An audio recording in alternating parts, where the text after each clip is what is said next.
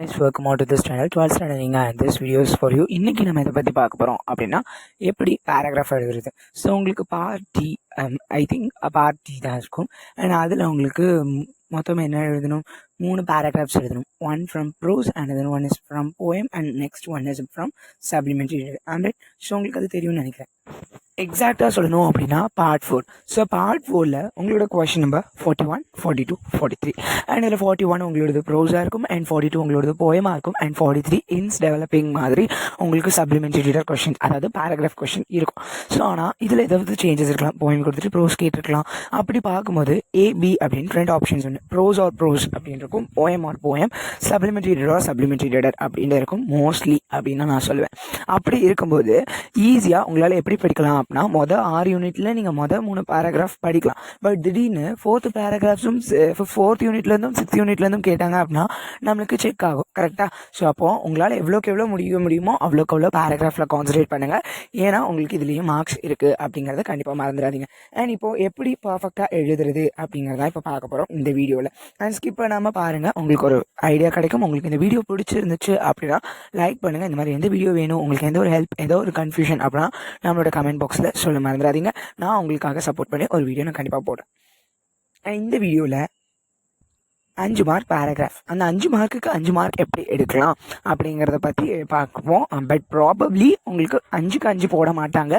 ஏன் அப்படின்னா உங்களுக்கு 1 மார்க்ஸில் ஃபுல் மார்க்ஸ் இருந்தால் மட்டுமே தான் you are well in grammars அப்படின்னு நினச்சிட்டு கிராமட்டிக்கல் எரர் எதுவும் இருக்காது அப்படிங்கிறத அவங்க புரிஞ்சுக்கிடுவாங்க. ஸோ தட் இஸ் ரூல் அவங்களுக்கு.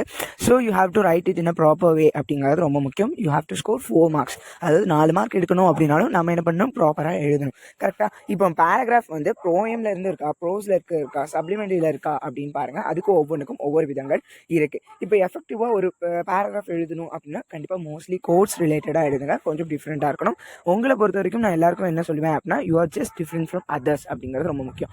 ஸோ ஏன்னா ஒரே மாதிரி தான் எல்லாரும் ஆன்சர்ஸ் எழுதியிருப்பாங்களா அப்படின்னா இல்லை, ஒவ்வொருத்தவங்க ஆனால் ஆன்சர்ஸ் எப்படி எழுதியிருக்கணுமோ அப்படி எழுதியிருப்பாங்க. அப்போ ஒரே மாதிரி பார்த்து அவங்களுக்கு கொஞ்சம் இரிட்டேட் ஆகும்போது நீங்கள் ஒரு வித்தியாசமாக எழுதும்போது it may attract them. So உங்களை அட்ராக்ட் பண்ணுறதுக்கான வாய்ப்புகள் அதிகமாக இருக்குது.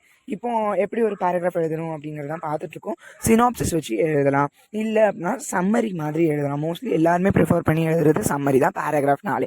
பிகாஸ் பேராகிராஃப் அப்படிங்கிறது துண்டாக இருக்கக்கூடாது, ஒரு ஸ்டோரி மாதிரி ஒரு பேராவாக தான் இருக்கணும் அப்படின்னு நான் சொல்லலாம். அது மட்டும் இல்லாமல் டெக்ஸ்டுவல் லைன்ஸ் வச்சு இருக்கலாம். அது மட்டும் இல்லாமல் பேராகிராஃப் வித் இம்பார்ட்டன்ட் பாயிண்ட்ஸ், ஏதோ ஒரு இம்பார்ட்டன்ட் பாயிண்ட் அதில் இருந்துச்சு அப்படின்னா அதை நீங்கள் எழுதலாம். ஸோ இந்த மாதிரி. ஸோ மோஸ்ட்லி இந்த ஸ்லோ லேர்னர்ஸ் அப்படின்னு சொல்கிறவங்க, இல்லை நான் பேராகிராஃபே படிக்கல, எனக்கு பேராகிராஃப் படித்தாலும் மண்டையில் நிற்காது அப்படின்னு சொல்கிறவங்க ப்ளீஸ் நீங்கள் அதை ப்ரிஃபர் பண்ணலாம். அதாவது 4th உள்ளது இம்பார்ட்டன்ட் பாயிண்ட்ஸ். பட் அதுக்கு உங்களுக்கு எவ்வளோ ஸ்கோர் கிடைக்கும் அப்படின்னா simply 2 marks. If the teacher வந்து ரொம்ப லிபரலாக திருத்துறாங்க அப்படின்னா they just give you mark, ½ marks வேணால் எக்ஸ்ட்ராவாக கொடுக்கலாம். ஸோ இப்போ எக்ஸாம்பிள்ஸ் பார்க்கலாம், என்னென்ன விஷயங்கள் டிஸ்கஸ் பண்ணணும் அப்படிங்கிறத பார்க்கலாம். எக்ஸாம்பிள் 1 உங்களோட ப்ரோஸ் ஆத்தர் நேம் தீம் எழுதணும். Example 2 poem poet theme. Example 3 story author name theme. இது எல்லாமே எதுக்காக, போயம்னா ஃபர்ஸ்ட் உள்ளது எக்ஸாம்பிளில் நீங்கள் ஃபாலோ பண்ணலாம். அண்ட் போயம் பேராகிராஃப் அப்படின்னா நீங்கள் செகண்ட் எக்ஸாம்பிளில் நீங்கள் என்ன பண்ணலாம், ஃபாலோ பண்ணலாம். எக்ஸாம்பிள் 3 வந்து உங்களுக்கு சப்ளிமெண்ட்ரி ரீடருக்கு நீங்கள் என்ன பண்ணலாம், ஃபாலோ பண்ணலாம். இப்போ கண்டென்ட்ஸ் என்னென்ன இருக்கணும் உங்களோட பேராகிராஃபில் அப்படின்னு தான் பார்க்க போகிறோம். இன்ட்ரோடக்ஷன் பார்ட் கண்டிப்பாக இருக்கணும். இன்ட்ரோடக்ஷன் அப்படின்னா ஏதோ ஒரு விஷயத்தை இன்ட்ரடியூஸ் பண்ணி எழுத போகிறோம். என்ன நீங்கள் கண்டென்ட் சம்மந்தம் இல்லாமல் இருக்கிறன்னா ப்ளீஸ் நம்மளோட வீடியோவை கண்டிப்பாக நீங்கள் கண்டினியூஸாக பாருங்கள், ஒரு சூப்பர் ஐடியா உங்களுக்கு கிடைக்கும்.